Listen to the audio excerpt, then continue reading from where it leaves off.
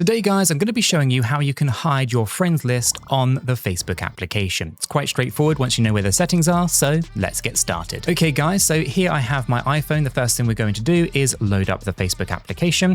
From here, with the new layout, we want to click into the hamburger option top left-hand corner, give that a click. From here, we want to scroll down to find settings and privacy. Click that, that will expand to give you all of these settings here. And we want the settings at the very top there.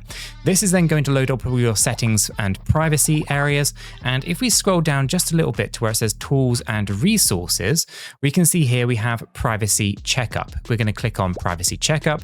Then we're going to be presented with all of these options. Now, the one that we want is who can see what you share. If you click on that, that's going to give you a bit of a breakdown, an easy to follow guide for what people can see about your profile, right?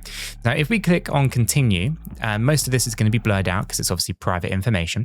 But if we scroll down here on the profile information to the very end, you get this area down here, which says friends and following, right? Who can see your friends list? Only me. If you click on this, it gives you these options of public friends, friends accept, and you can list some, specific friends, or only me, or specific lists that you create, for example.